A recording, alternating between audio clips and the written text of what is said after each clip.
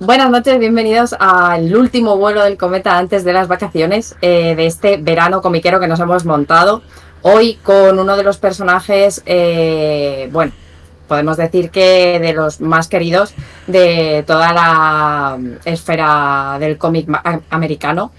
Y para empezar esta obra, que no sé si nos vamos a acabar hoy, porque ya sabéis cómo somos, está con nosotros Pedro Angosto. Buenas noches. Muy buenas noches o tardes todavía, ¿eh? Bueno, no, pues no hemos cenado. Vamos a decir que Batman, noches. Batman Vamos a sale decir que tardes. por la noche. Efectivamente, Encantado de porque estar con vosotros y me alegro ser uno de los más queridos del cómic y personaje también, que lo soy en buena parte. Oh, te bueno, queremos, Pedro, te queremos un montón. aquí creo que cojeamos todos del Me lo mismo tenéis bien. que decir y dar pruebas, ¿sabes? Porque no me lo De que te acabo yo queremos. de... Queremos, joder. Pedro, estás aquí. Te Sí. tenemos que querer a la fuerza. Aquí solo hay gente que queremos. Es como un Arkham Y Asylum esto. Perdón, sí, te estoy O sea, interrumpiendo. claro, pero bueno, Mira, así está. vamos a Sí, hacer una perdón. cosa. Vamos a hacer que todos los comentarios de Evox, ¿vale? Por toda esa peña que dice, es que Diana interrumpe mogollón. Vamos a interrumpir a Diana. Para que digan, Álvaro, tienes que dejar hablar a Diana. Y Pedro también, ¿no? Interrumpe a Diana. Todo el todos mundo interrumpir a interrumpirme, Diana. por favor. Claro, Sí. Sale efectivamente. natural, tengo que... Pero bueno. Bueno, está con nosotros también otra persona a la que queremos siempre con nosotros. Le vamos a adoptar como hijo predilecto, Alberto Nieto, que viene a traernos, pues si ya Batman es el caballero oscuro, pues imaginaos si tenemos a Alberto Nieto aquí, lo que vamos a liar. Buenas noches, Alberto. Buenas noches, yo estoy aquí pues más que contento, pues estoy más tieso que los padres de Bruce Wayne. Minuto 2. Yo hubiese retrasado la presentación un par de minutos más. Yo creo que se puede aprovechar este programa para ferias del libro. Bien. Bueno, Sí. y Y los muchas cadáveres de los gracias. padres de Bruce Wayne para compost. Efectivamente. Muchas gracias por abrirnos las puertas de tu casa de nuevo, Álvaro Aparicio. Una noche más aquí, compañero. Vamos a empezar porque, como hemos comentado, pues tenemos tela de mandanga aquí. Y primeramente, preguntando a Pedro, Batman, ¿por qué? ¿Y cómo llegas tú a Batman? Pues de la mejor manera posible, para mí, creo yo, que fue a través de Robin y de los personajes de Nuevos Titanes, pues New Teen Titan de Pérez y Wolfman, ¿no? Porque fue en esa serie en la que el personaje de Robin dejó de ser un sidekick, ¿no? Un compañero de estos de superhéroe normal y corriente plano, a transformarse en alguien que, como él llega a decir, ¿no? Cuando adopta la personalidad de Night, o el traje y el nombre de Nightwing, había crecido y se había educado con los mejores del mundo, con Superman y con Batman, ¿no? Y esa herencia es la que a él le motiva. Y actualmente es la serie mejor hecha y más seguida de DC. Le acaban de dar el cuarto, creo, Eisner a Bruno Redondo, con quien tuve el honor de trabajar cuando era un chiquillo prácticamente. Y bueno, pues de alguna manera hemos llegado a contribuir, aunque solo sea así, a la leyenda del mundo de Batman, ¿no? Facilitando que lleguen estos autores a Estados A Unidos. recibir, sí, a recibir premios. Un trocito, una modifiquita de ese... Me guardo una pregunta para la siguiente. Y bueno, como es nuestra pregunta de rigor, Alberto, ¿cómo llegaste tú a Batman? Yo no recuerdo mi vida antes de Batman, la verdad. Ah. En general yo crecí en los 90, entonces siempre recuerdo ver a Batman en la tele, tener figuricas de Batman, cómics menos, pero bueno, de vez en cuando cae alguno y no recuerdo nada antes de Batman o otros superhéroes como Spider-Man de aquella época daban muy fuerte. Álvaro. Y Álvaro, a ver, Álvaro no es muy de cómic americano, pero debo decir que, punto número 1, los premios Eisner, que lo comentaba antes Pedro, son como los Oscar del cómic, es una cosa muy grande, muy importante. Por poner un poco en contexto ese tema, o más, es una cosa brutal. Ganar un Eisner es lo más dentro de la industria del cómic. Yo de Batman he visto más que he leído. y quizás he jugado más que he visto. Me explico. Cómics, creo que a lo mejor lo que voy a decir es una cosa profana, seguramente lo sea, pero conservo un gran recuerdo de Batman vs Predator, publicado por Dark Horse, como no va a ser, que era un tocho así, estaba francamente bien, ¿vale? Pero claro, puedo entender que para quien sea amante de Batman diga, eso es una cosa un poco apócrifa, bueno, lo entiendo.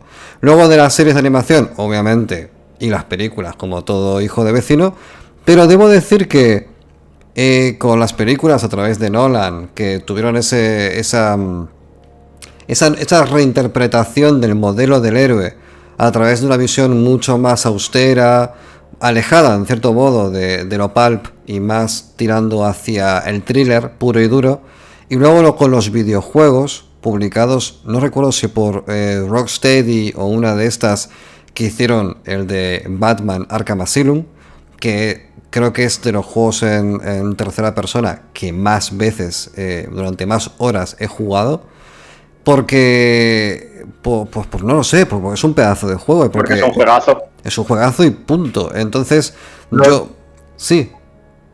Pedro. No, iba a decir que los juegos están muy bien porque los participó Paul Dini, que fue el guionista principal de la serie de animación de los 90, Batman y Robin con Bruce Timm, ¿no? Uh-huh. Yo hoy he venido aquí a hablar de Batman, pero sobre todo a recordaros a todos los que no lo sepan, que el mejor Batman es ese, el de los dibujos animados de los 90 hasta ahora. Hay como 4 o 5 series, hay 20 películas, y ahí van a encontrar al personaje tal y como aparece en los cómics, uniendo todo, con todos los villanos muy bien caracterizados, adaptando grandes arcos argumentales de los cómics, y esos juegos forman parte de ese mundo, cosas que, digámoslo ya, pues no se han trasladado al cine completas y armonizadas aún.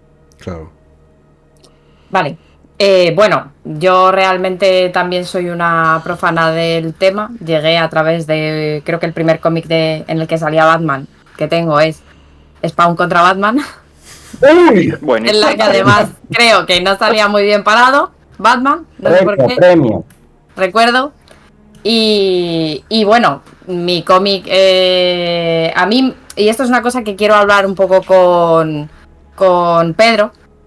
A mí me pasa una cosa con los cómics, que cuando llegas, ya cuando una serie está muy empezada, por dónde empiezas y cómo consigues esos cómics. En mi caso, como no era capaz de encontrar un primer volumen de nada, a no ser que, bueno, ya luego más adelante cojas una versión reeditada, en plan Sandman, que te viene ahí todo desde el principio, me compré Sí. No me digas.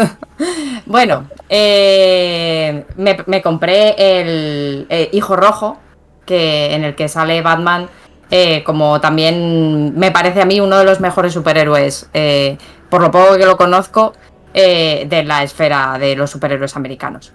Y tengo una pregunta. Bueno, tengo dos realmente. Una es, al hilo de los premios que ha recibido, entiendo que un guionista de DC. No, un dibujante. Bueno, es dibujante, me refiero. ¿Por qué tan buenos los cómics y tan malas las pelis? O por lo menos las últimas pelis que están saliendo. Aunque los cómics americanos, salvo excepciones como esta serie de Nightwing, ¿no? El guionista es americano, Tom Taylor, y la recomiendo. Ese es un magnífico punto de entrada actual para todo el mundo de Batman, porque no solo actúa Nightwing, sino también sale Batgirl, los Titanes, etcétera, ¿no? Pero el cómic actual de superhéroes no pasa por su mejor momento creativo. No obstante, hay excelentes profesionales, por supuesto, quizá mejores que en otras épocas, pero quizá pues adolece de una falta de dirección editorial y luego de ventas que verdaderamente están por los suelos. Acaba de anunciar DC un relanzamiento para dentro de 3 meses, nuevas etapas y nuevos autores en todas las series, y además otro de estos nuevos universos donde nos dan una versión de Batman, ¿no? ¡Ay, madre! Batman pero sin dinero ahora, Batman pero sin dinero. Bueno, si se entiende el concepto de Batman sin dinero. Fracasan, ¿no? Pero forma parte del marketing, ¿no? Y del modo que tiene de DC, pues relanzar Superman cada 6 meses para los lectores nuevos, ¿no? Cuando ya prácticamente no quedan. Sí. Pero, ¿qué me preguntaste, por cierto? ¿Que por qué tan malas las pelis? Sí, las pelis. Bueno, ¿o por qué peor fama las pelis de DC que las pelis de Marvel? Pues por lo mismo, por la dirección de Kevin Feige, que es capaz de coordinar, digamos, esa continuidad, esa realidad compartida en un universo que se continúa como una serie, aunque sean películas de diferentes personajes, y luego los escritores, los guionistas, que Batman en sus diferentes medios los ha tenido buenísimos, ¿no? De los mejores. Es el personaje más popular, el que tiene más series. Bueno, DC prácticamente ya ha llegado al punto, ¿no? Sobre todo estos 2 pasados años, donde solo Batman tiene ya las series, Batman, Superman y Wonder Woman prácticamente. Pero... Entonces eso me lleva. Vamos a empezar. Perdona, Álvaro. No, quiero comentar. No, quiero comentar una cosita y te doy paso, Alberto. Es que, a ver, con respecto a la diferencia que hay entre el éxito que ha tenido toda la factoría Marvel relacionado con lo que es DC, es porque yo creo que todo se resume a Snyder. No digo que sea malo per se, a mí Snyder me gustan algunas películas, pero es un director con un perfil autoral que puede llegar a polarizar mucho a la audiencia. No es como Marvel, donde quien estuviese detrás de cada película claramente era un encargo, puntualmente puede imprimir un poco de su identidad autoral, pero que es prácticamente inidentificable quien dirige Ant-Man o quien dirige cualquiera, en definitiva. Entonces es mucho más homogéneo, es mucho más amable, es mucho más producto. En cambio, pues esto que hizo Snyder es una visión mucho más personal, con una estética mucho más personal, y ahí ya genera un cisma, inevitablemente. Al margen de que la película fuese fallida y que Snyder también, me refiero sobre todo a la de Batman vs Superman, fuese fallida también porque Snyder tuvo un tema personal muy jodido por el medio, con el fallecimiento. Álvaro, si empiezas a hablar de Snyder, yo me voy del podcast, ¿eh? Es como un conjuro, es como un maleficio. Acabo ya. No provocarme, pero yo no voy a caer. Y la diferencia es que hay un plan argumental, lógico y narrativo y un orden para la introducción de los personajes. Por poner un ejemplo, cuando James Gunn se hace cargo ya de DC y ahora va a estrenar Superman, anuncia una película de Batman y Robin, donde Robin va a ser el cuarto Robin, el hijo de Bruce Wayne. Pues si tú haces esa película... Hemos hablado que no, eso no le daba a él. Eso hay que explicar. Eso no queda tan claro, ¿eh? Que no decíamos que no... ¿Que no? Sí, pero a las hijas de Ra's al Ghul sí que le dio bien. Sí, es verdad, perdona, sí, ¿no? Que estábamos hablando de que dijo Denny O'Neil, no en un cómic, que por el trauma que había sufrido al ver morir a sus padres, Batman no podía tener sexo con todas esas churris que se ligan, ¿no? Porque era impotente. Pero sí, en los años 80, y este es el tipo de cómic del que yo quiero hablar, ¿no? Se hizo esa historia, El hijo del demonio, donde primero en las 3 novelas gráficas que comprende ese ciclo, se contó el origen detallado, precioso de Ra's al Ghul, que no lo hemos llegado a ver en el cine, y que luego se censuró porque tenía orígenes árabes, y claro, un terrorista árabe, ¿no? En los años lo cambiaron, lo hicieron japonés, de herencia japonesa, una locura. Pero en ese cómic, pues la hija del villano, Talia, se enamoraba, que siempre está enamorada de Batman, pues tenían un hijo, y el hijo al final desaparecía dado en adopción, y ese hijo es el que pues se transforma en el cuarto Robin, Damian, ¿no? Pero si tú empiezas contando por el cuarto Robin, pues ya no puedes introducir apropiadamente a Dick Grayson, que es el personaje original, que es el que tiene esa evolución hasta la actualidad. Pedro, vamos a empezar. Pero quería comentar. Deja de levantarme la mano. No. Estoy señalando a Alberto que quería comentar algo. Que le tienes arriba. Sí, lo tengo arriba yo. Vale. Venga, Alberto. Interrúmpeme. No, yo iba a responderte a la pregunta y creo que para empezar con Batman, lo mejor es Batman año 1 de Frank Miller. Además te hace una buena recapitulación de los orígenes de Batman y te meten bastantes personajes.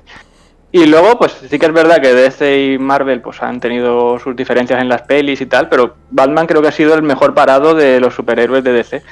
La Batman de Tim Burton yo creo que son obras de arte. Efectivamente. Bueno, no iba a decir indiscutible, seguro que hay alguien que lo discute, pero pienso que creo que no tiene sobre todo nada Batman que envidiar, 2.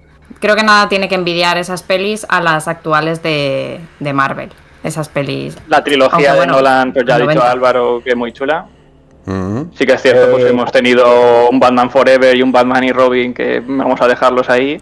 Y luego pues no voy a hablar del señor que empieza por ese porque se pone la cosa tensa. Pero pienso que Batman ha sido de los más beneficiados en las adaptaciones al cine. Muy bien. Bueno, ha sido que más películas tiene, ¿no? En ese sentido hay más probabilidades. Sí. Háblame del Batman que nadie conoce, por favor. No, la idea es que en una película, por supuesto, pues caben un número de cosas, ¿no? Pero además esos elementos tienen que estar bien relacionados. Y no solo tiene que estar Bruce Wayne, que como hemos estado comentando antes, pues Bruce Wayne es una personalidad falsa, una actuación que hace Batman para esconder su verdadera personalidad, que es la de Batman, ¿no? Y esa cosa que es fundamental en la comprensión del personaje, no la entendió Tim Burton, que por lo demás hizo un enorme aporte en cuanto al tono, al diseño, etcétera, de la franquicia, pero no la ha entendido en el cine nadie, y eso es fundamental, ¿no?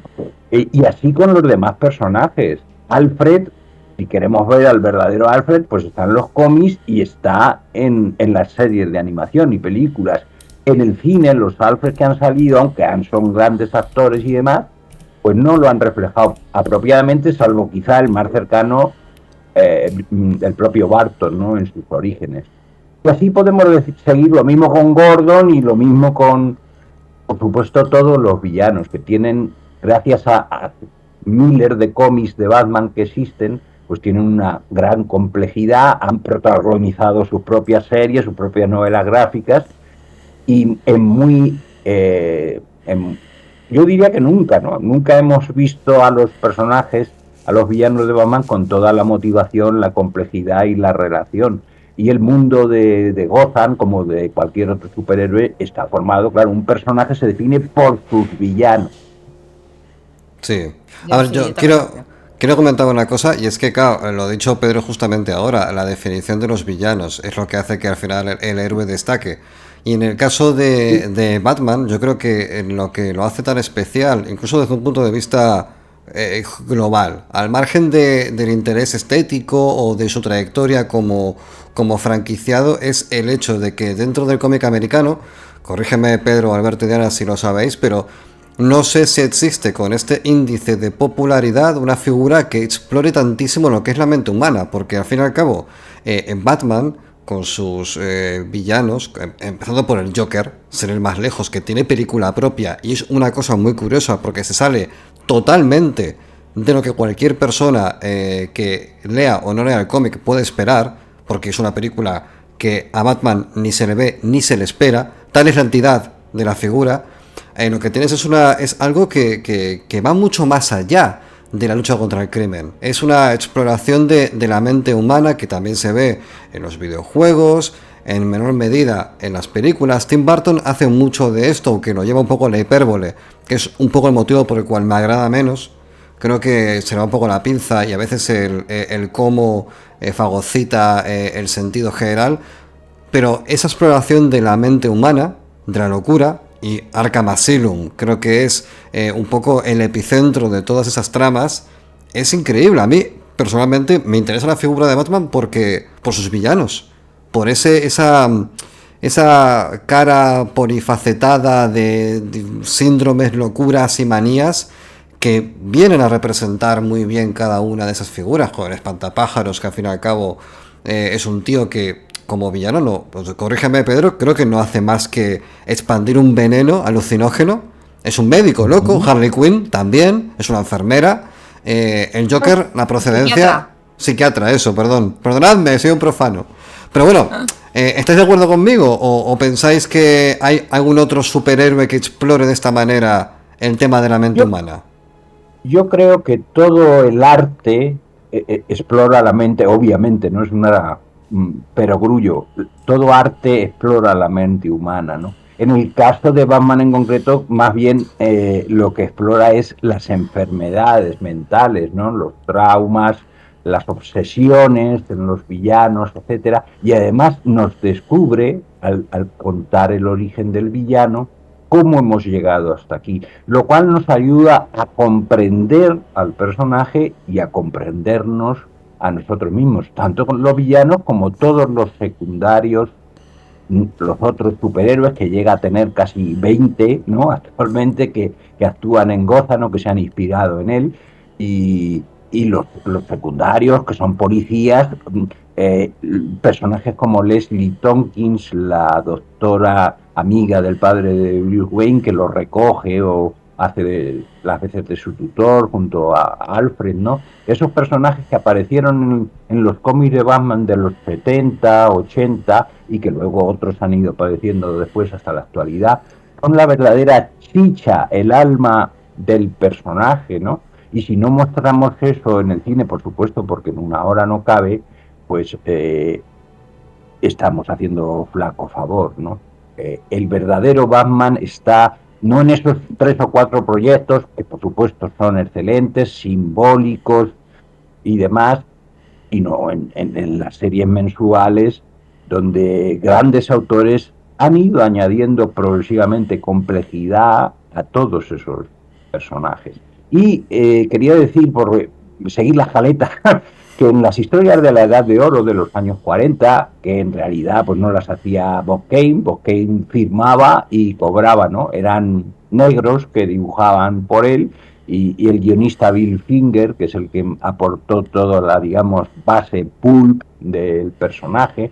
En esas historias tienen un tono, digamos, fantástico, onírico, de subconsciente, que es lo que refleja luego Tim Burton en sus películas, y que es lo que caracteriza y hace singular, digamos, a Batman. Esos grandes edificios, fábricas con objetos gigantes donde los personajes luchan y demás, todo eso es lo que caracteriza gráficamente el mundo de Gotham, y luego, claro, por supuesto, pues el tono gótico que hereda de Edgar Allan Poe.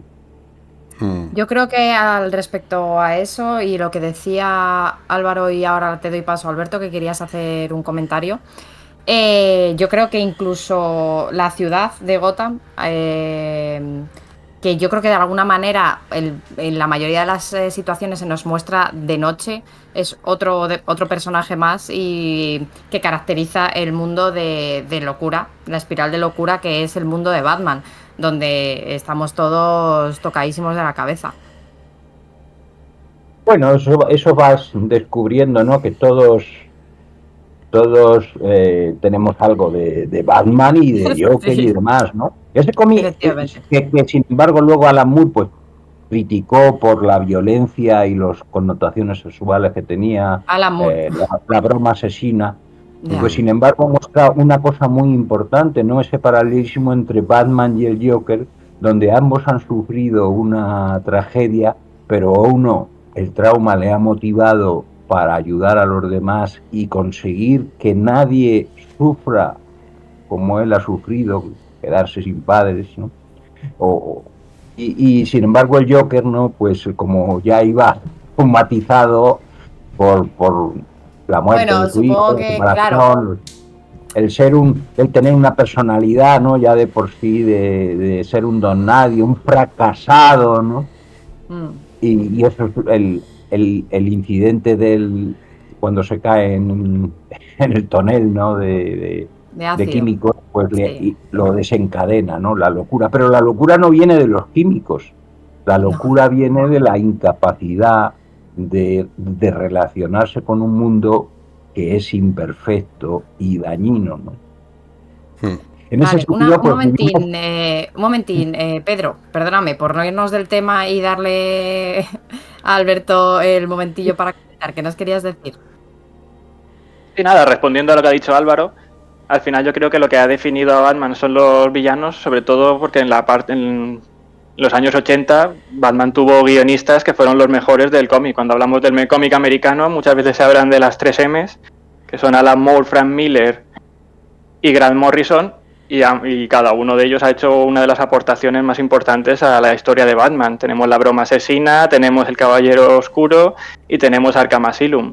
Y esos cómics tienen unos villanos perfectamente definidos y han sido los que luego ha reproducido Barton, ha reproducido Nolan, o incluso en la nueva de la última de The Batman que salía Robert Pattinson, que no me acuerdo ahora mismo quién la dirige. Y pienso que por eso tiene tan buenos villanos, porque en los 80 se les supo dar el peso y la importancia que tenían, porque estábamos hablando de una época en la que el villano tenía mucha importancia y donde todo el tema más oscuro y toda la psicología se intentaba dar un tono más adulto al cómic y llevar un poco más allá, y lo que hablaba Álvaro, explorar un poco más la psicología de los personajes, más allá de mostrar a Batman dando puñetazos y mostrando unas viñetas de unas onomatopeyas cada hostia que da.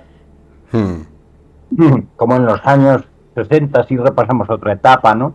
Cuando la serie de televisión y demás, donde todas las historias de Batman, claro, tenían ese tono añadido de comedia, que ahora podemos encontrar, por ejemplo, en la serie de Harley Quinn, que lleva 4 temporadas de dibujos y ahora tiene un spin-off de uno de los secundarios, y es el mundo de Batman, pero de una manera alocada, es para adultos, no sé si lo he dicho ya, no, con mucha violencia y demás.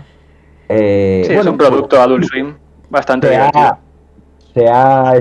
Como es el personaje más popular de la ficción actual, yo creo, o americana de superhéroes, sin duda, pues se exploran los personajes en todos los aspectos, ¿no? Pero en realidad cualquier cómic o cualquier obra, pues si no trabajas la psicología de los personajes no vas a llegar muy lejos en la actualidad. No podemos relacionar psicología con villanos o Batman con... No, claro. No, evidentemente.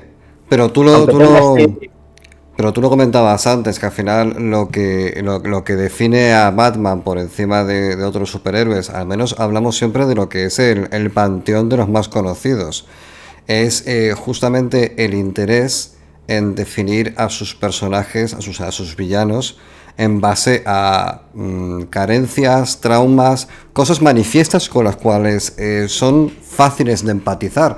De hecho, el origen del superhéroe es un trauma, es la pérdida. Entonces eso de algún modo ya determina cuál es la clave en la que va a sonar el resto de la franquicia. No sé a partir de qué momento sucede esto. Claro, no sé si es que en Batman lo que hacen los... Sí, Alberto, di. Eso, que lo que hacen los villanos de Batman es destacar todo esto. Estábamos hablando antes de la broma asesina de Alan Moore, y en ese cómic decían como que el inicio de la premisa es que la diferencia entre Batman y el Joker es un mal día. Como que los dos han tenido traumas y cada uno ha ido para un lado. Luego, pues la conclusión del cómic es un poco distinta, pero es por eso, porque Batman se define un poco a través de sus propias carencias y sus propios puntos flojos, que trata de combatir a través de combatir el crimen y combatir a los villanos que sí que han llevado a cabo toda su frustración de otra manera más destructiva. Vale. Quiero apuntar una cosa, y es que creo que todavía no hemos empezado con la escaleta. Sí que hemos empezado. Sí, bueno, sí. A ver. Estábamos en el Batman que nadie conoce. Yo no sé si podemos dar por terminada esta parte, o Pedro, ¿me quieres contar ese algo es el título general del programa, porque quiero decir, todo el mundo ha leído Arkham Asylum, pero el concepto de Arkham Asylum no es de Morrison. Arkham Asylum es una obra en donde es un descenso a los infiernos, una catábasis, ¿no? Donde los villanos representan, claro, ahí sí simbólicamente el lado oscuro de nosotros mismos, ¿no? Y Batman sale triunfal. En ese sentido, obra maestra. Y el peso de ese cómic también es el dibujo de de David McCain, sin duda. Por supuesto. Pero el concepto de Arkham Asylum en realidad lo introdujo, ahora no me acuerdo quién, pero en unos cómics de los años 70, 80, ¿no? Y esa es la genialidad, el darse cuenta de que si todos esos personajes tan disparatados y tan demenciales viven en Gotham, pues debe haber un manicomio, ¿no? Y aportes como esos, el horizonte de los horizontes no explicados que decía Tolkien, ¿no? Es lo que aumentan y hacen tan fascinante todo el mundo de Gotham, ¿no? Y eso es lo que yo quería reivindicar. Que hay muchos coleccionables que se han publicado aquí, se siguen publicando y reeditando con las grandes sagas, las grandes aventuras de Batman, y bueno, unas pueden tener más contenido, otras no, pero sobre todo a partir de los 90 ya, cuando se empiezan a hacer eventos de Batman que unen no solo a Batman, sino a la serie de Catwoman, Robin, Nightwing, Azrael, etcétera, etcétera, pues son grandes aventuras donde todo se combina en concierto, ¿no?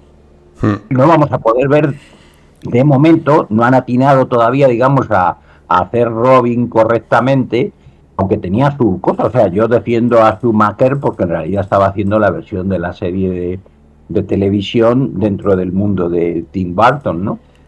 Claro. Pero, pues a ver, hasta como un personaje se define por los demás, ¿no? Y no introduces a Robin, pues estás contando ya el 50% de Batman. Y así con los 10 fundamentales, vamos a decir, ¿no? Hay una etapa también cuando en los años 80 se quisieron deshacer del segundo Robin, Jason Todd, que ahora es un héroe con pistola en mano, la capucha roja. Capucha roja. Esto me parece interesante desarrollarlo por si alguien no lo conoce. Sí, es una época en la que, bueno, el Joker mata a Robin con una barra de sacar clavos súper violento, ¿no? Y además lo votaron los lectores porque habían hecho un Robin muy similar al original Dick Grayson. Pero en esa etapa posterior, Batman, al perder a Robin, claro, recibe un nuevo trauma y se queda oscuro, violento, deprimido. Por poner un poco, perdóname Pedro, por poner un poco en contexto, porque yo creo que la gente que no conozca el cómic, igual que yo me estoy perdiendo un poco. Con respecto a lo que me dices de los Batman, estoy viendo por aquí que tienes de Bill Finger, de Bob Kane, Los Locos Años 50, Batman de O'Neill y de Adams. Dime un poco, por ordenar, o sea, ¿cómo va esto? ¿Va por orden cronológico y sí, claro, esa lista es la edad Robin de es oro? Un Robin posterior, porque como has dicho antes, es el hijo de o tal. Ponme un poco en contexto, porque me estoy perdiendo. Robins hay como una decena ya debe haber actualmente, ¿no? Pero sí, bueno, hay una saga que se llama La Guerra de los Robins directamente. Pero en ese contexto para hacer una guerra. Decir, ¿qué son? ¿Son universos paralelos? ¿O son discípulos? Continuidad vital. Sí, es una continuidad. Batman, digamos. Batman siempre es Bruce Wayne, pero los a veces se le van muriendo. A veces lo han sustituido también, hasta el comisario Gordon ha sido Batman. ¿Entiendes? Por supuesto. Sí, cuando se le partió la columna, bueno, se la partió Bane, que es algo que luego vimos en las películas de Nolan. Hubo una época que Batman pues se tuvo que retirar pues por razones obvias. Y ahí hubo un vacío que aprovecharon. Azrael, este personaje que tenía un trasfondo como de un moderno guerrero templario, ¿no? Lo sustituyó, pero además él estaba también traumatizado, lo habían entrenado con un sistema que lo hacía más violento, oscuro y tal, y al final pues termina volviendo Bruce Wayne, derrotándolo a ese Batman pues como en los 90, oscuro y siniestro. Luego el propio Dick Grayson durante un tiempo fue Batman. Ahora acabo de ver que es al contrario, que Dick Grayson no está en su ciudad de Brookhaven y es Bruce Wayne el que se ha convertido en Nightwing, ¿no? Bueno, sí, Dick Grayson es el primer Robin, para quien se pierda un poco. Pasa que claro, cuando Robin estaba ya crecidito pasó a ser Nightwing.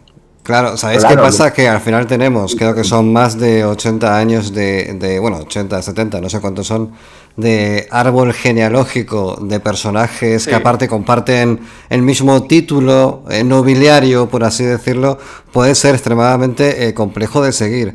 Pero entonces, Pedro, cuando saltamos a la época de O'Neill y Adams, ¿qué diferencia hay respecto a los orígenes? ¿Y quiénes son O'Neill y Adams? ¿Qué tipo, o sea, dentro de la... pues era un guionista, era periodista y sobre todo al llegar a DC pues introdujo lo que se llama la relevancia en los cómics, que es dar un trasfondo real de problemas sociales, un toque de realidad junto al dibujo de Neil Adams, que era realista porque venía del campo de la publicidad y demás, ¿no? Ujú. Y bueno, en ese hicieron una especie de aventuras que eran películas de James Bond, ¿no? Crean a Pero en Ra's al Ghul, en este caso, estas dos personas, entiendo, eran dibujantes, eran guionistas, era un dibujante y un Denny guionista. O'Neill era guionista y luego fue Ujú. editor, una contribución fundamental. Todos los aportes de los cómics de Frank Miller en realidad son creación de Denny O'Neill, que ya los había usado en obras anteriores y posteriores, ¿no? Y Denny O'Neill primero fue guionista en los 70 y en los 80, donde digamos se construye ya definitivamente el personaje y su mundo, que luego lo vemos en la serie de Bruce Timm, pues todo eso es trabajo de Denny O'Neill guiando al personaje, ¿no? Es también, por ejemplo, que lo convirtió, el que aportó el toque más realista, urbano, no quería que Batman fuera miembro de la Liga, porque decían, no, también tenía sus cosas, ¿no?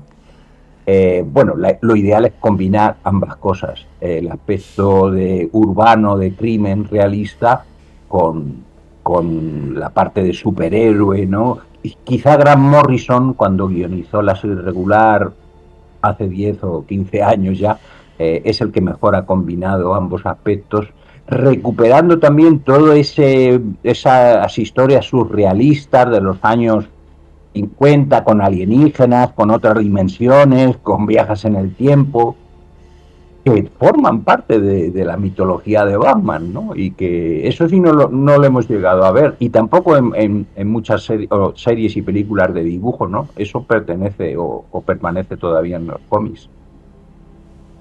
Muy bien, entonces. Es que Grant Morrison es un poco difícil de adaptar, creo yo. Yo creo que él, como no estés muy metido en el mundo del cómic, te puede chocar una película adaptando el universo lisérgico de Morrison. Yo no Bueno, soy partidario nunca de que las películas adapten directamente cómics. Ese ha sido uno de los grandes errores de Snyder, ¿no? Sino claro. que sean creaciones originales como son las de Marvel, que no necesariamente reflejan un cómic concreto, ¿no? Hay que saber sintetizar y, por supuesto, es un trabajo dificilísimo, pero que se hace bien. Lo están haciendo actualmente muy bien en la serie de dibujos de Superman, My Adventures with Superman. Esa es la mejor versión y más completa y disfrutable. Y supongo que ahora que se estrena el día 1 la nueva serie de Bruce Timm, pues volverán a conseguirlo, ¿no? Hmm.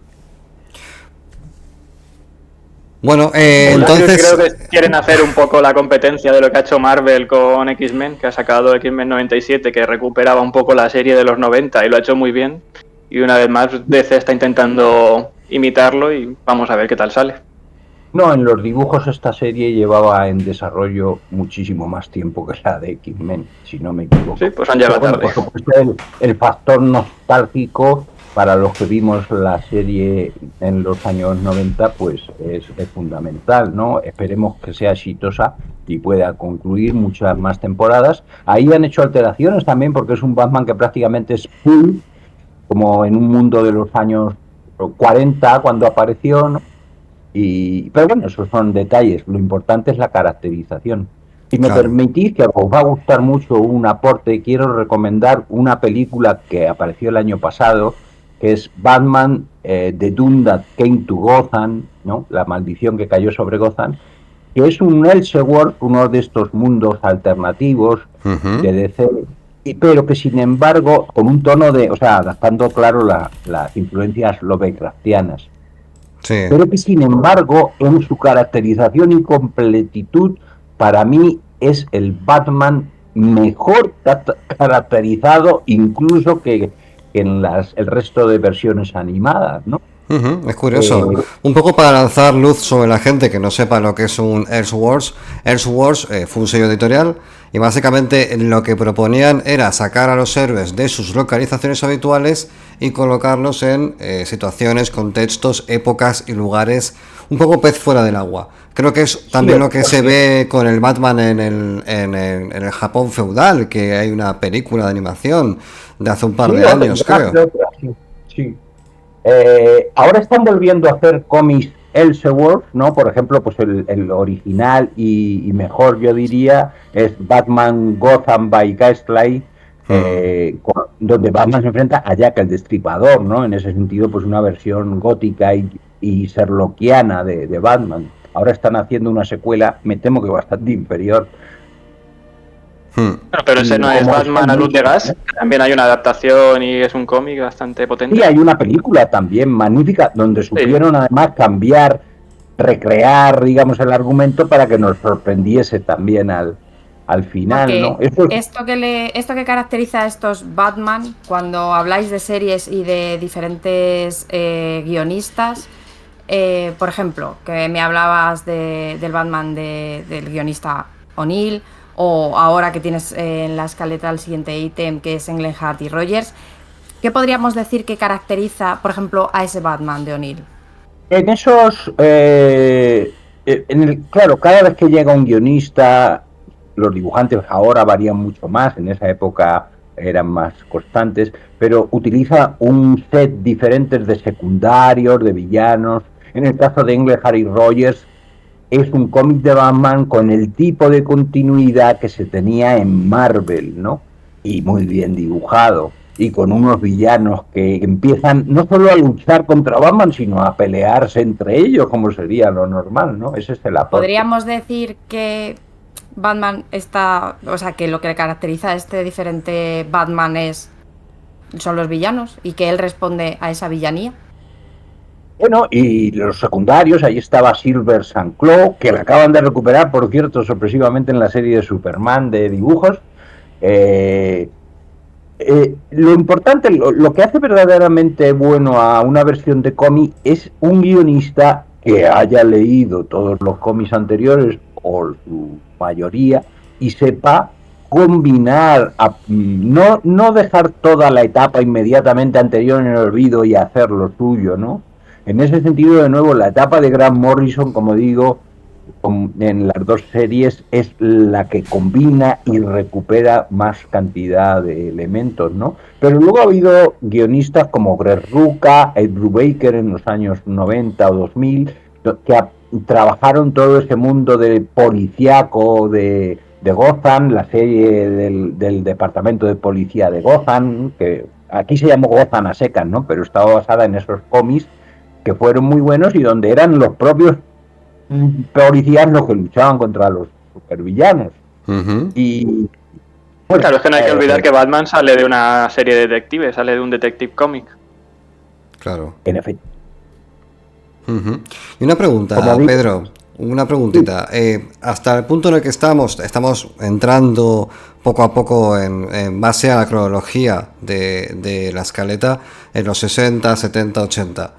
El cine acepta de una forma muy abierta a la figura de Superman, posteriormente la figura de Batman, y Marvel por aquel entonces no tenía el predicamento que tiene a día de hoy.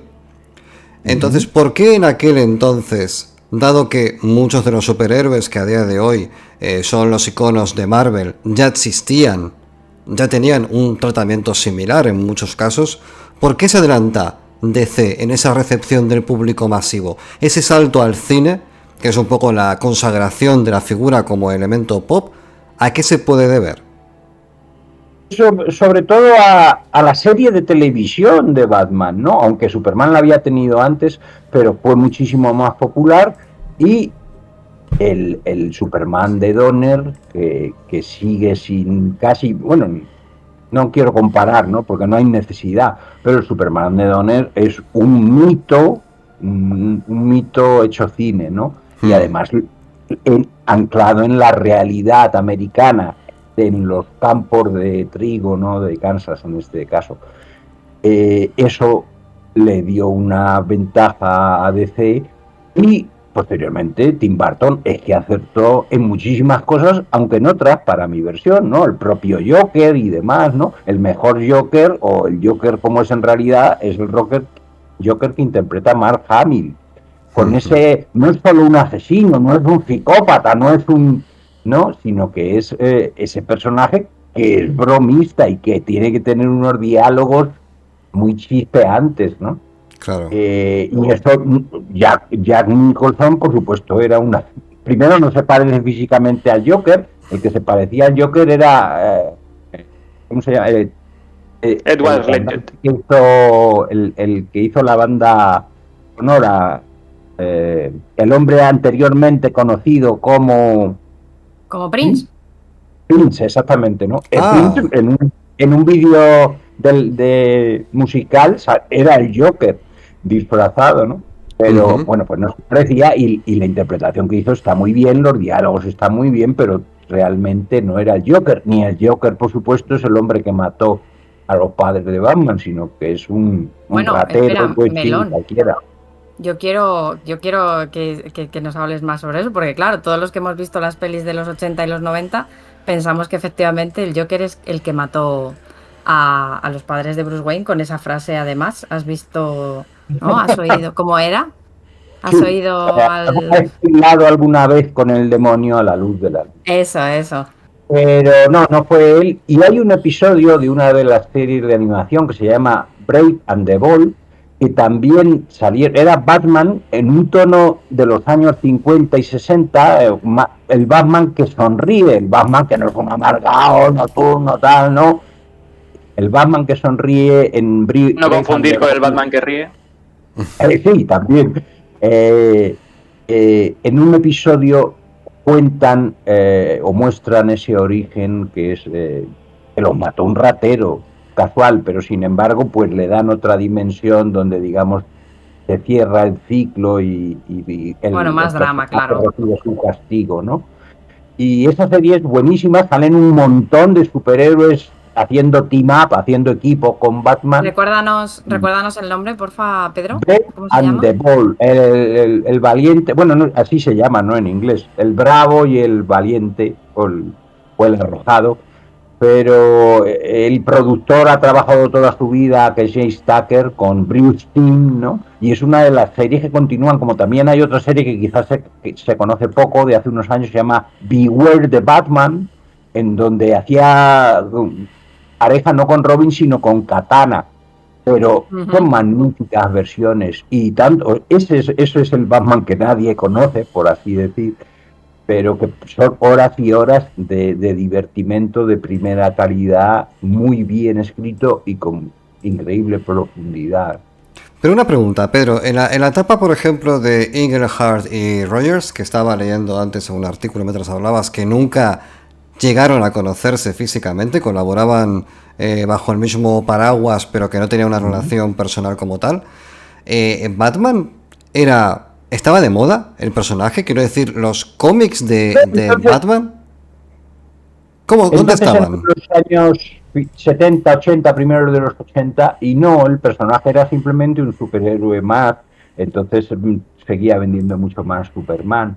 Precisamente por eso, pues esos cómics donde se ofrecieron ya las versiones modernas, ¿no? De similares a las de Marvel, porque Englehart venía de Marvel, del Joker, de Dos Caras, Dos Caras no sale en la versión original, ¿no? Añade nuevos villanos, como por ejemplo Clayface, ¿no? Pues ese conjunto de historias, que en realidad son 5 o 6 números, se introduce el primer mafioso, bueno, había habido muchísimos, ¿no? Pero de los que todavía se recuerda, Rupert Thor, pues es esa continuidad de un número a otro que hasta entonces en Batman prácticamente no se había utilizado, ¿no? En los años 80 está también la serie Brave and the Bold en cómic, en donde Batman participaba con otros superhéroes y que dibujó Gina Aparo, y en muchas de esas pequeñas historias hay grandes aportes al mundo de Batman y de Gotham. posteriormente Mike V. Barr, porque todo el mundo habla de año 1, pero no conocen que año 2, por ejemplo, y la historia, año 2 es el origen de la que hasta ahora se consideraba mejor película de Batman animada, que es La Máscara del Fantasma. Y eso se realizó con Alan Davis, donde se ofrecía una versión moderna de un Batman que sonríe, que bromea con los villanos. Esos aspectos son fundamentales del personaje. No todo es crimen, trauma, oscuridad, tal, el Joker, lo que ha hecho Nolan, y posteriormente la actual, que es otra versión, Reeves, ¿no? Aún peor, yo diría, de Batman. No solo es eso es fundamental del personaje, porque eso es lo que le da sentido a Robin. Con Robin, Batman se redime, ¿no? Al conseguir que un niño pueda superar también la muerte de sus padres. Y esa dinámica de Batman y Robin, que vemos caricaturizada en la serie de los 60, por así decir, bueno, es que era una época difícil. Yo no quiero meterme con nadie, pero era una temporada donde la gente pues estaba toda muy confusa. Bueno, yo de todas formas creo que es a veces lo que buscamos en Batman, esa oscuridad, y a mí personalmente cuando sale Robin me da bastante bajona. Y yo prefiero un Batman sombrío y lo más lúgubre y deprimente posible. Pero es que yo creo que eso sucede... De preferencias, ¿no? Entiendo que hay otros Batmans que pueden darte un poco más de esperanza, pero... Es que la figura del sidekick es muy pulp en el fondo, aunque es verdad que lo que dice Pedro al final configura ese elemento para que sirva como un elemento redentor o de sanación para él mismo. Al fin y al cabo Robin, como por ejemplo lo pintó Schumacher en sus películas, es un sidekick y todo lo que huela a eso huele a pulp inmediatamente. Y de hecho, lo que hemos dicho, el público no lo quería y hubo una votación popular y Robin se fue afuera. Lo que no entiendo, entiendo por qué, pero al final ha vuelto. Introdujeron una y otra vez Robin de Tim Drake, que protagonizó una serie entera con magníficas aventuras. Es el Robin, digamos, más profesional, ¿no? Que no, luego le mataron a los padres, pero originalmente los tenía. Y es, digamos, el Robin más sherlockiano, que ha crecido ya idolatrando a los sidekicks, a los dos personajes de Robin, ¿no?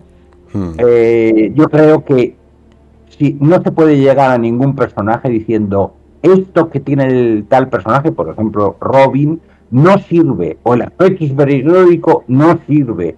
No, el verdadero talento es conseguir, como hace Morrison, que esas historias tan alocadas, surrealistas, de ciencia ficción, encajen dentro del mundo de Gotham, que no es real, ni debe ser real. Los superhéroes no existen, Pedro, y si te tiras una capa de la azotea, se hace público. Pedro, tengo una pregunta. La serie que se va a estrenar en agosto por parte de Prime, yo he visto el tráiler, me ha gustado bastante y veo un Batman como mucho más detectivesco.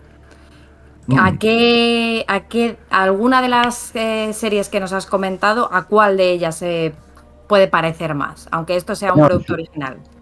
Es una continuación de la versión de Bruce Timm, como digo, que luego continuó Batman, las aventuras de Batman y Robin, pues es el verdadero canon del personaje, ¿no?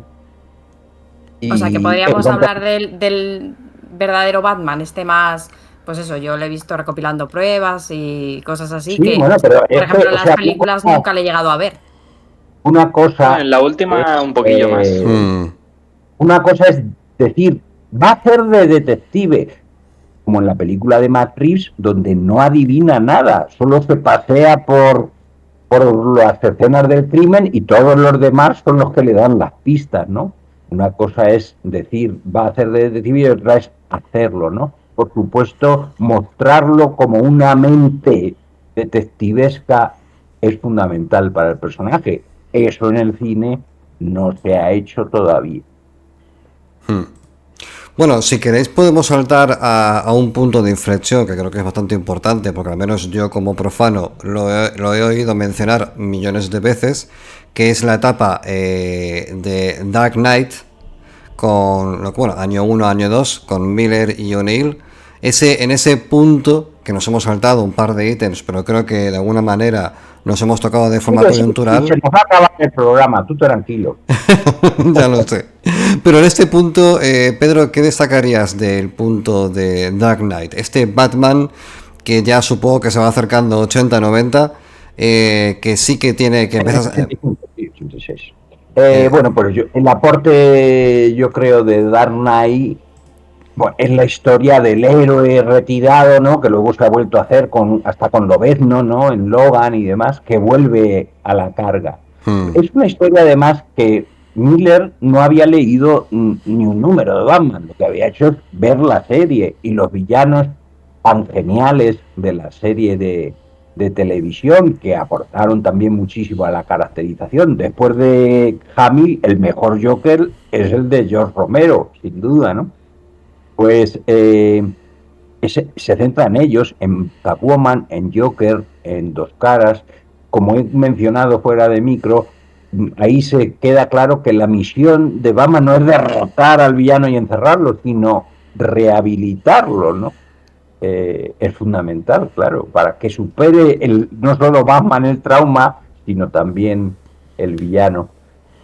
Bueno, es una gran historia, sobre todo la narrativa, la épica del origen, de cuando entra el murciélago y demás, luego todos los aportes realistas en año 1, con la... Y es cuando lo encontramos dándose de hostias con Superman.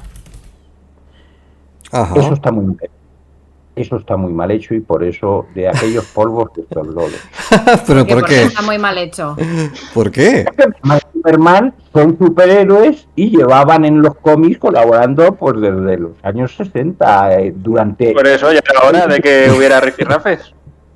Bueno, de que luz y oscuridad se enfrentaran.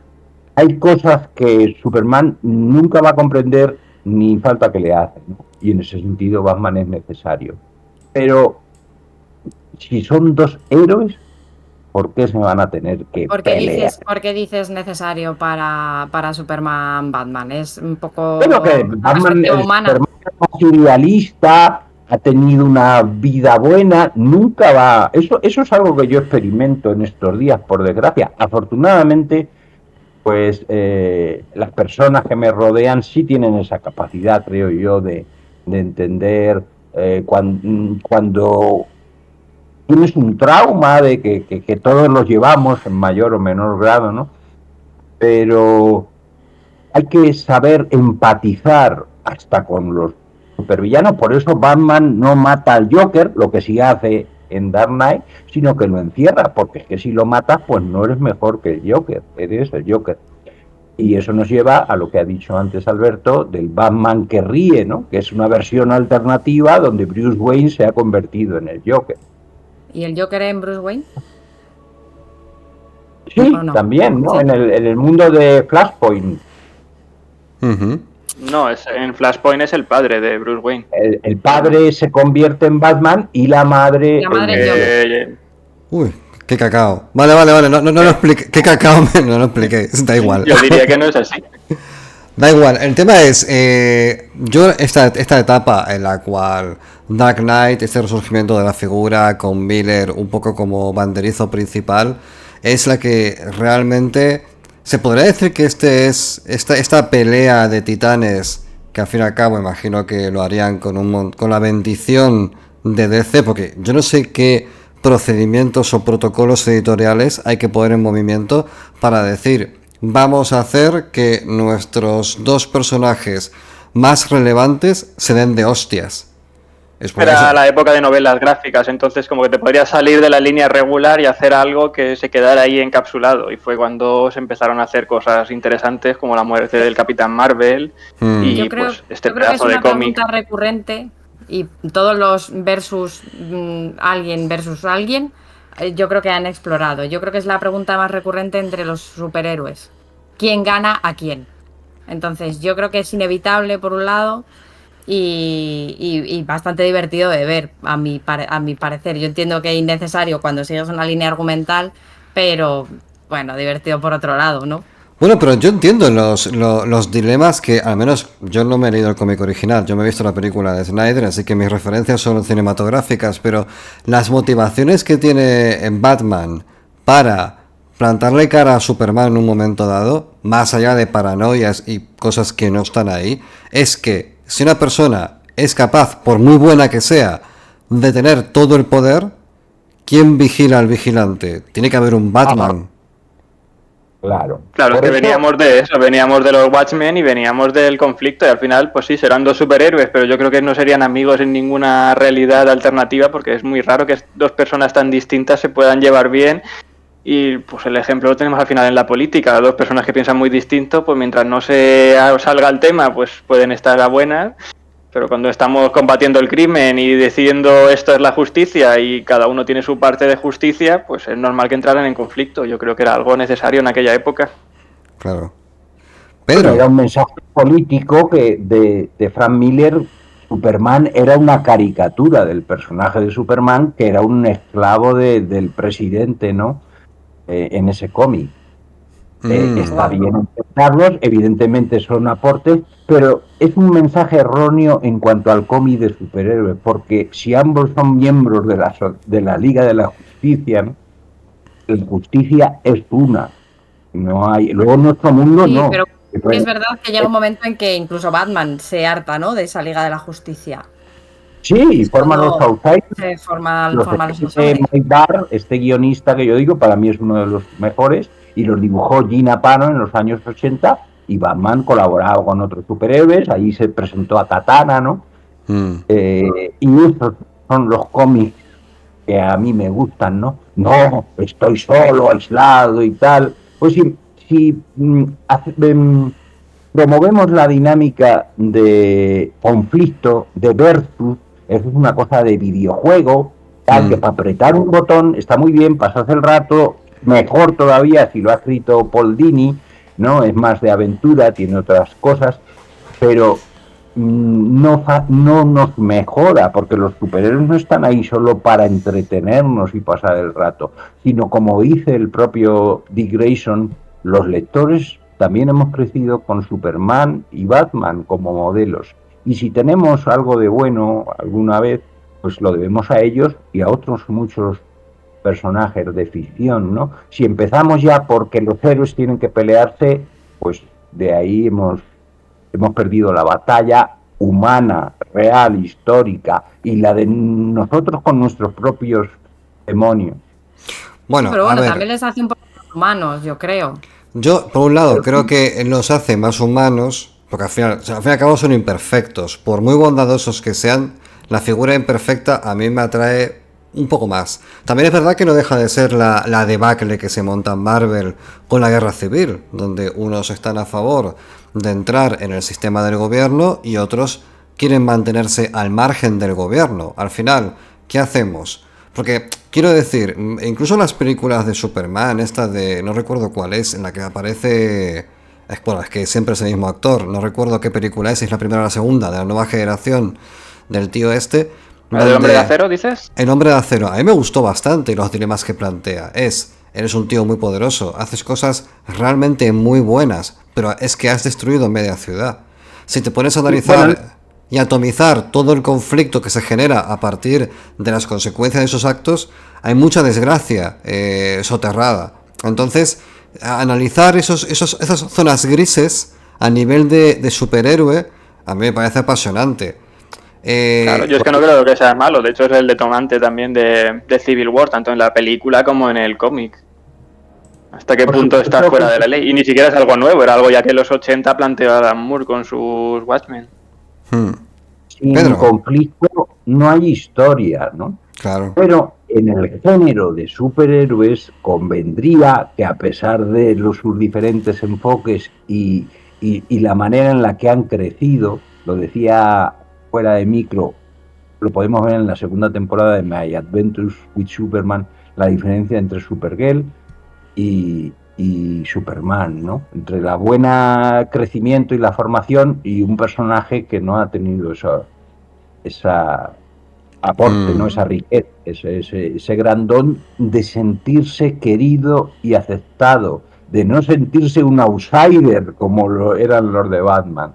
Claro. La lucha por la integración, ¿no? El solitario, pues expulsado y diferente del grupo, tiene que ser un algo villano, ¿no? Uh-huh. Bueno, vamos a saltar a la etapa de Barr y Davis. Imagino que nos estamos adentrando poco a poco en los 90, Pedro. ¿Esta etapa qué nos aporta a la figura de Batman? No, pues estaba hablando de los villanos que aparecen ahí, el sombrerero loco, el Joker, Catwoman. En esos cómics Catwoman inicia su conversión hacia una superheroína que luego también desarrolló Ed Brubaker en la serie de Catwoman y Darwin. Y la película de Halle Berry, que también es un peliculón, no hay que olvidarla. Ahora ha hecho un posado, acaba de hacer un posado con gatos y poco más. Sí, genial, todo bien.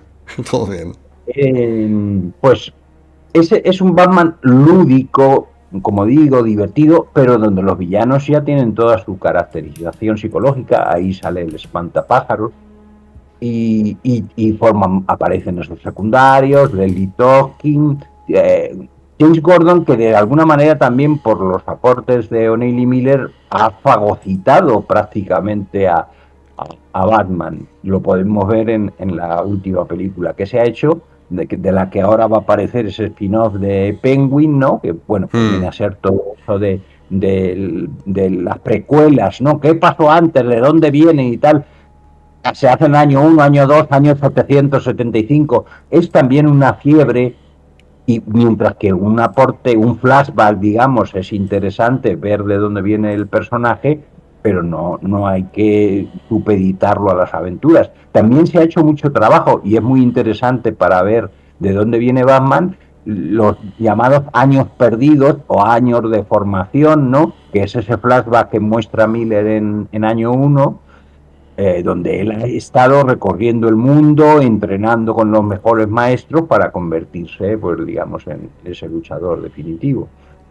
Vale, entonces digamos que esta etapa es una consolidación de aquello que ya estaba en movimiento. Podemos saltar, si quieres, a la etapa de Alan Grant y Bray Fogel, otra pareja. Fueron autores ingleses reclutados en los 80 y que introdujeron sobre todo muchísimos nuevos villanos, muchos de los cuales, claro, como siempre van a la misma media docena o docena entera en el caso de las aventuras de Batman, pero que no se han llegado a la popularidad, salvo por ejemplo el Ratcatcher, el ratero, este personaje que aparece luego en el Escuadrón Suicida de James Gunn, ¿no? Sí. Pues lo crearon ahí, ¿no? Luego habrá aportes como por ejemplo Harley Quinn en la serie de animación, que ha llegado, digamos, a superheroína y a protagonista en el Escuadrón Suicida. Lo enriquecedor no es volver a hacer la enésima historia del Joker o del Pingüino, los personajes que todos conocemos y que se han utilizado ya ad nauseam. Hombre, es interesante, hay algunos aportes, crecimientos o variaciones que añaden, pero bueno, pues para el que se quiera, digamos, convertir en un experto de Batman y experto disfrutador de toda esa ficción, pues hay muchos otros personajes que conocer, ¿no? En magníficos cómics, en magníficas historias, muy bien dibujados. Esos son los que leímos nosotros en los años 80 cuando los publicaba Ediciones 5 aquí. Uh-huh. Entonces, la moraleja, no quedarse en el Arkham Asylum encerrado, ¿no? Hay barcas para seguir, que decían Martes y Pérez.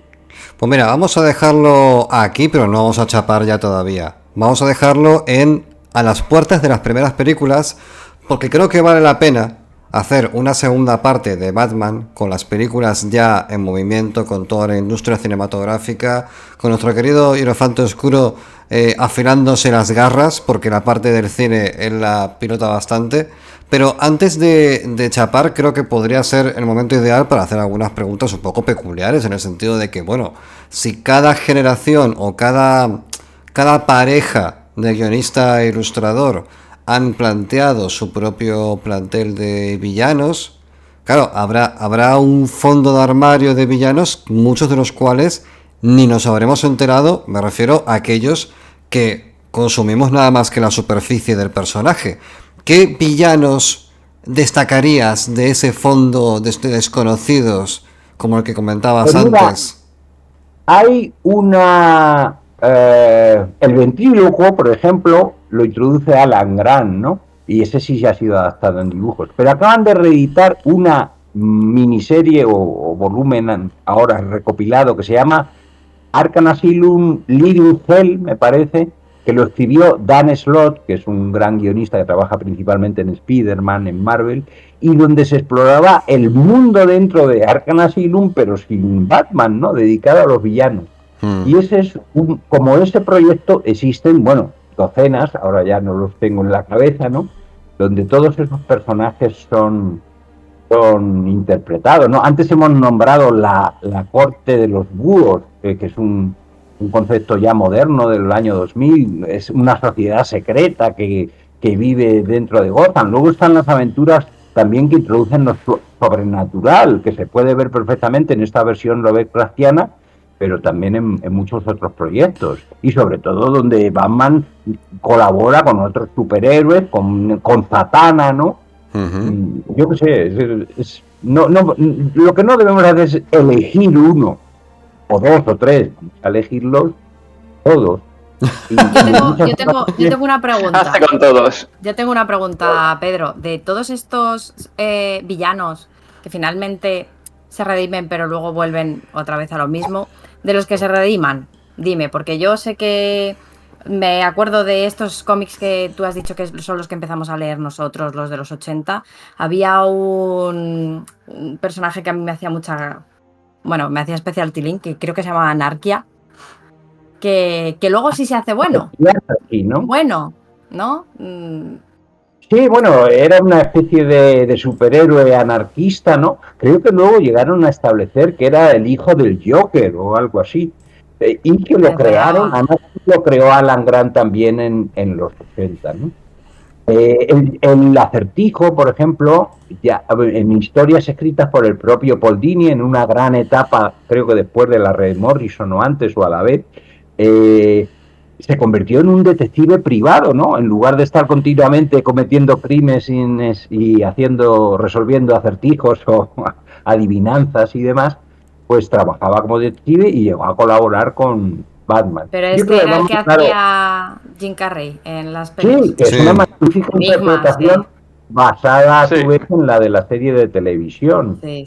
Quiero decir que ese acertijo que vemos en la última película, pues no es nada más que una caricatura y un resumen, y otra vez, del Joker que había hecho Nolan.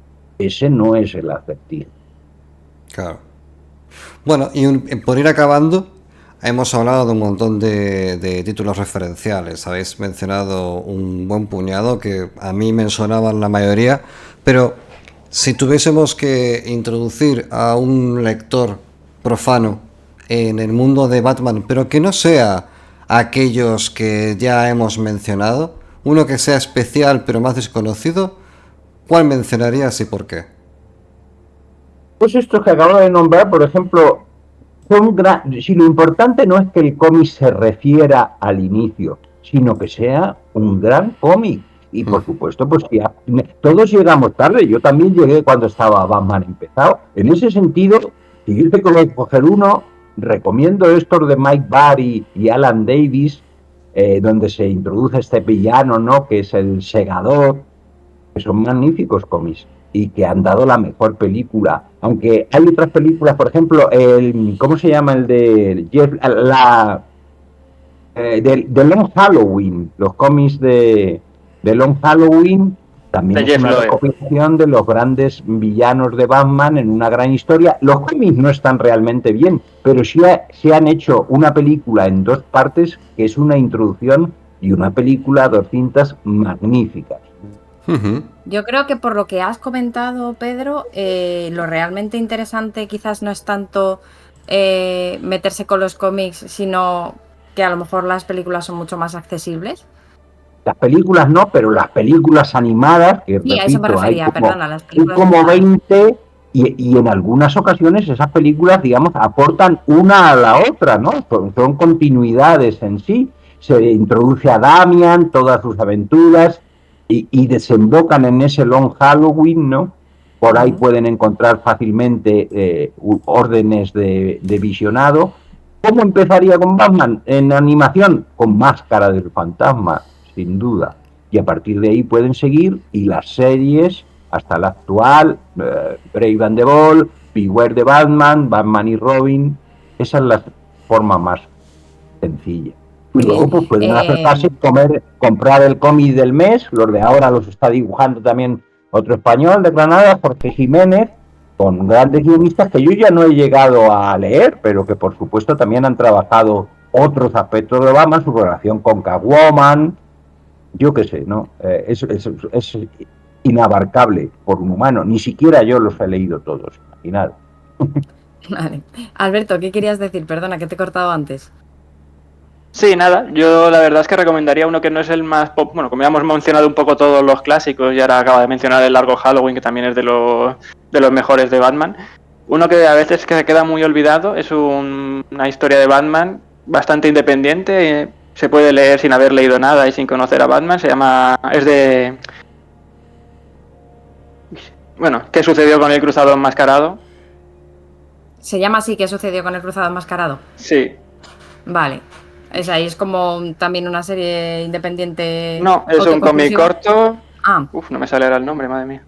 ¿Qué dices? Neil Gaiman, creo, ¿no? Eso, Neil Gaiman, hostia, que no me sale el nombre. Sí, eso.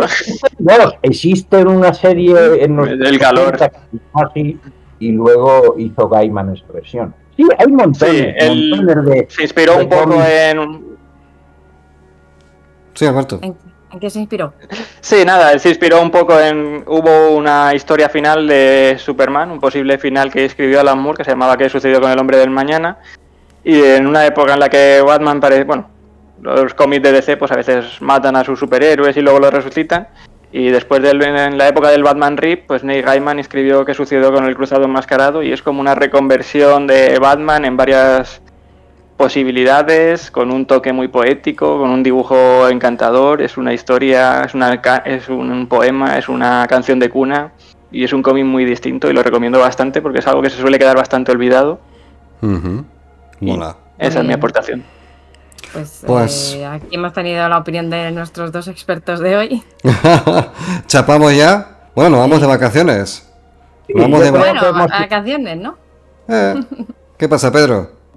No, que digo que hemos hecho un buen repaso para los que quieran iniciarse o profundizar. Y nada, lo importante es disfrutar de los cómics, de los mejores, porque no todos son iguales, y luego pues sacar la moraleja, ¿no? De ser Batman en realidad, ¿no? Y de intentar superar nuestros miedos, nuestros traumas y demás, y hacer un aporte positivo al mundo y a la sociedad. Pues ahí queda la cosa. Sí. Y le da Batman. Vamos a chapar ya. Ha sido un verdadero placer, Pedro. Gracias por venir. Ya te llamaremos para acabar lo que nos queda, que no es poco. Era humanamente imposible acabar todo esto en una sola parte, y lo sabes. Porque solamente las películas, eso abre un universo de opiniones, comentarios y datos que no te lo acabas ni de coña. Aparte hemos hablado de los orígenes, hemos hablado de todos los puntos de inflexión, de todas estas parejas de guionistas e ilustradores tan destacados que, claro, al final tienes que dedicarles... Mira, si fuésemos un podcast de cómic, creo que le dedicaríamos a cada pareja de estos un programa o dos, solamente a ellos. Sí, por supuesto. Perfectamente, y acabarías con un monográfico de 14 programas, vamos, que lo veo venir. Entonces, claro, hemos hecho una carrerilla, ¿vale? Un poco para tocar todos los palos. Así que nos vamos de vacaciones. Sí que grabaremos alguna cosilla, seguramente, pero muy tranquila, muy relajada. Tenemos algunas ideas.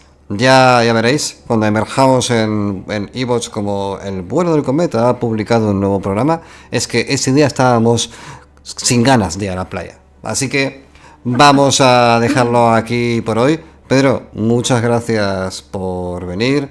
Te vemos en la próxima. Alberto, te amamos con locura y devoción. ¿Te has quedado ahí contento? ahí sonriente. Sí, Sí, sí, claro, yo ya lo he dicho. Yo sigo igual de tieso que la madre de Bruce Wayne. Perfectísimo, entonces, maravilloso. Así que, querida Elena Soriano, codirectora de Bueno de Cometa, haz, por favor, los cierres. Te entrego aquí las llaves de la torre. Las llaves de la torre, de ninguna torre en ningún caso, porque no sé dónde estamos, pero mira, yo te entrego las llaves. Por favor, procede a los cierres ceremoniales. Bueno, muchas gracias a todos por venir, muchas gracias por escucharnos en Twitch. Ya sabéis, me gustearnos, comentad todo lo que nos tengáis que decir. Queremos escucharlo y bueno, hasta septiembre. Aunque bueno, os daremos alguna sorpresa antes. Sí, tenemos un Patreon. Pues eso, si queréis apoyar, ir al Patreon, Bueno de Cometa, bueno, hay cositas. El Patreon no para. Hay que decir que ni el Patreon ni las clases, las vacaciones son para el Vuelo del Cometa, pero el taller literario de Álvaro Aparicio en Patreon no para. Así que animaos y si tenéis un poquito de tiempo entre caña y caña, acercaos a nosotros. Pues nos marchamos. Adiós. Buenas noches. Buenas noches. Buenas noches.